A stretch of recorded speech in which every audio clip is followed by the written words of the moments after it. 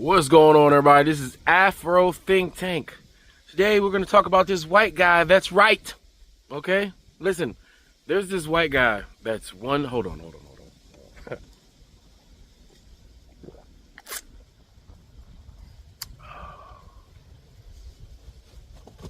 right.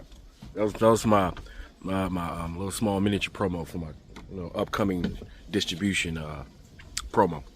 All right, for coffee. All right, I'm taking all offers. Maxwell House, Folgers, independent brands, whoever. You know what I'm saying? I'll be your coffee spokesman. Shit, I might do the long game and go source me some goddamn coffee in Africa myself and slap my own name on it and sell it. You know, I could do some shit like that. I could do it. But we're gonna talk about this white guy that's right. He got to figure it out. All right, this dude has figured out the Matrix. All right, and it has to do with religion. Have you noticed, right, that in the African American community, and this guy, he's right, but he's talking on the big scale, big picture, right? But if you look at the African American community and how it was structured, the church itself was the thing that used to control our communities, because we are very spiritual religious, right?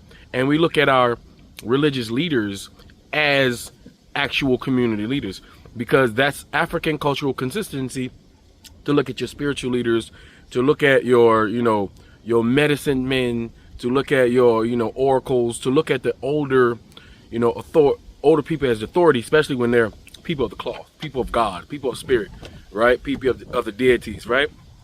And the white people knew that we were highly religious people in a certain structure, and they made sure to structure the form of Christianity they beat into us in such a way that we became subservient, mindless slaves who mindlessly pine for our white Jesus. And then on the extreme end, we paint him black and then pine over him again, even though it's a white curated religion based off old African spiritual and poems and stories that were regurgitated and reimagined by Europeans 2 or 3 times over so they can manifest their own false history or religion. Same way they do every other religion. They see something they like, they tear it down, steal it, rename it, repackages it for their own will, and then they go off to the races with it. Same thing, right? So, but we're going to listen to how Christianity is used, how all religions are used and what they're for. Because there's not one person on this planet that can tell me, where's the peaceful era of all these so-called peaceful religions? Where is the peaceful place for all these peaceful religions? Where was there a moment in time where all these so-called peaceful religions displayed their peacefulness? Because I can tell you, Africans and their peaceful spirituality systems within Africa have displayed the ability to be peaceful on a societal level, on a national level, based off our understanding of nature and how the world works and our structures of society. All that was been destroyed by the white man, right? As the white man pillaged and plundered and established their social, economic, and religious structures in order for the white men in suits to control. And then they start changing their names to white men in suits. They start calling themselves Arab princes for the ones that took over the identity of the true Arabs. They start calling themselves Jews for the ones that try to take over the identity of the original population there in the fantasy book, right? They reclassify themselves as New Zealanders when they want to be quasi-Asian and non-British and non-European because they don't like to be white. They like to classify themselves as South Africans, even though they are white invaders and descendants of invaders, and they're criminal, illegal aliens and offspring, and they should go back to Europe where they belong. They call themselves Native Americans, and they get all the benefits that the government has to offer to Native Americans, while the real Native Americans get shunned and placed into freaking prison camps that we call concentration camps, that we call reservations, in the middle of the shittiest part of America. While white people surround their reservations with liquor stores, knowing that Native Americans can't process alcohol very well.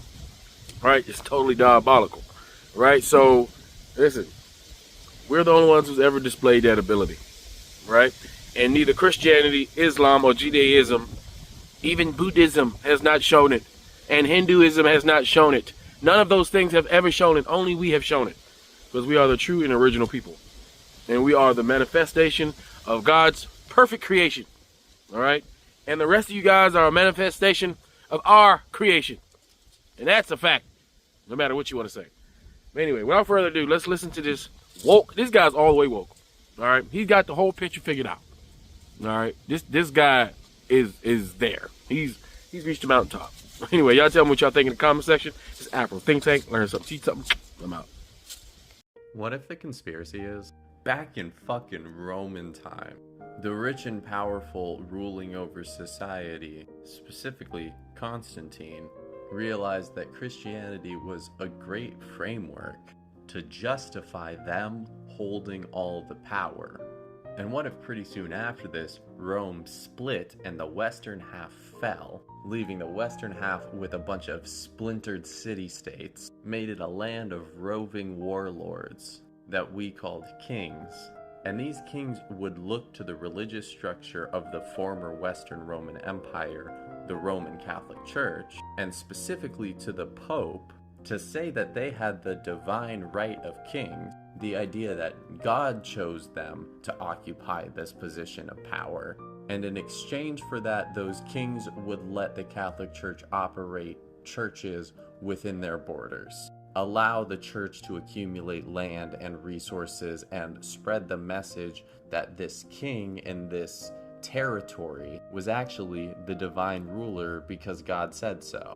This goes on for hundreds of years and works really well in helping these monarchs maintain control. And what if it's never stopped being that? What if the way that Christianity is taught is as a religion of submission to authority in all contexts? What if its usefulness as a control tool was recognized by these authority figures and weaponized to control the loyalty of the populace? And what if throughout colonial history, people committing the most heinous atrocities used Christianity as a justification for them doing so? What if that was all Manifest Destiny was? The divine right of kings, but applied to a democracy and weaponized against the native population. Weaponized against black people to justify enslaving them.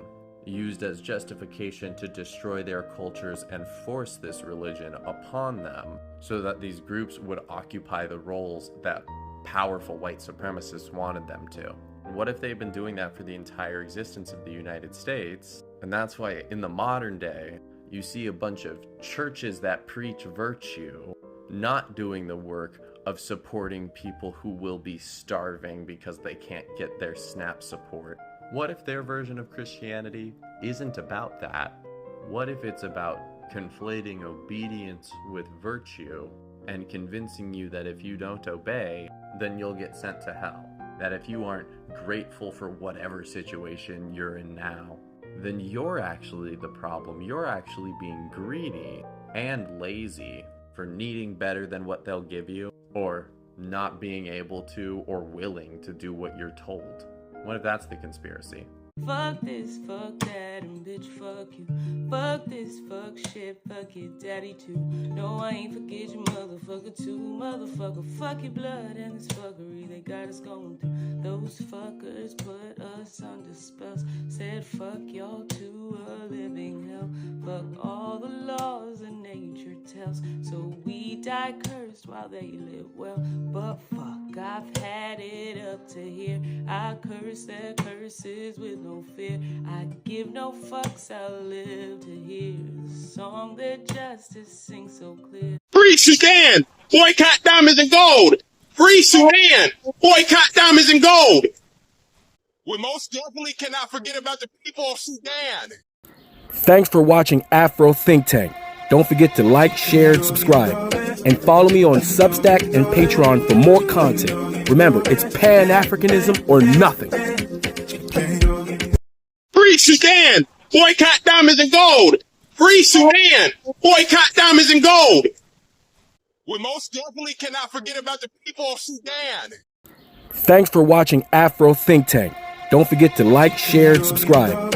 And follow me on Substack and Patreon for more content. Remember, it's Pan-Africanism or nothing.